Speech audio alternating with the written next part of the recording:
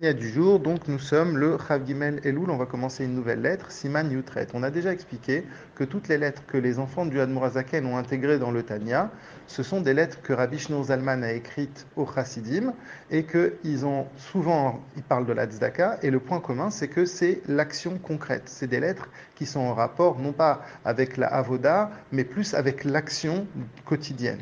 Donc là aujourd'hui, Rabbi Shneur Zalman va nous parler de deux sortes d'amour, ce qu'on appelle premier amour qu'on peut avoir vis-à-vis d'Hachem, Ahava Beta Anugim, un amour par plaisir, et un deuxième style d'amour, c'est Ahava, un amour Betsimaon, parce que ça nous manque, parce que je suis assoiffé d'Akadosh Baruch Hu. Il va nous parler de ces deux niveaux d'amour. On pourrait se dire quel est le rapport avec l'action concrète. Eh bien, dans la lettre précédente, on nous avait dit que quand on mettait la tzedaka, eh bien, quelque part, on avait une révélation du Gan Eden, on avait une révélation de l'Eatid Lavo. À Kadosh, c'est comme quand on mettait cette pièce-là, ben on sentait justement qu'on pourra avoir des révélations de ce niveau-là. Et bien, quelque part, là, il nous parle, justement, là, de Moazaken, il veut nous dire quelque part, c'est quoi cette révélation que l'on peut avoir? C'est l'amour que Akadosh Baruch Hu va ramener vers nous. Donc, il commence à expliquer aujourd'hui, il nous dit, premier niveau, c'est le niveau de Ahava Beta Anugim. Comment on voit ça de Shir Hashirim, Shlomo Amelech le dit bien, Mayafit, combien elle est belle, ou Mana'amt, combien c'est agréable à Kadosh Baruch Hu d'être rattaché à toi, comment? À Ava Beta Anugim, par un amour qui est un amour de plaisir. En d'autres termes, il y a un premier niveau d'amour, c'est Akadosh Baruch Hu qui le donne. C'est un cadeau d'Akadosh Baruch Hu. Il n'est pas en rapport avec mon travail. C'est comme des parents qui donnent de l'amour à leurs enfants. Eh bien, cet amour que ces parents donnent à leurs enfants n'est pas en rapport avec ce que les enfants vont faire.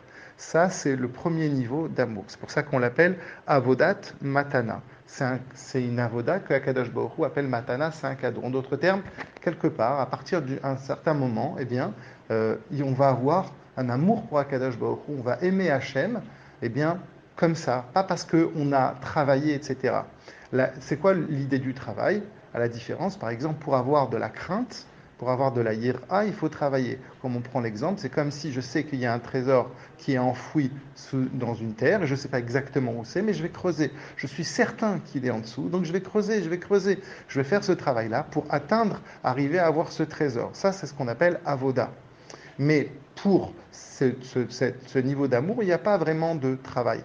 Par contre, l'Admorazaken dit quand même, bien qu'il n'y a pas une avoda qui va amener à ça, mais il y a quand même un préalable à ça. C'est quoi le préalable? C'est avoir irat aromemut. Il faut avoir la crainte. C'est sûr que quelqu'un qui n'a pas travaillé sa crainte, sa ira pour Hachem, qui n'a pas du tout de irat Hachem, alors lui, il ne peut pas arriver à Ava Betanugim. Donc ce qu'on veut dire, c'est qu'à Ava Betanugim, il n'y a pas un mode d'emploi. Comment faire en sorte d'arriver à cet amour dans lequel c'est un amour dans lequel on va aimer Akadosh Baruch Hu vraiment de manière la plus parfaite, la plus pure. Ça, c'est Hachem qui nous le donne comme cadeau, et il le donne seulement à des gens qui se sont fatigués pour avoir de la ira.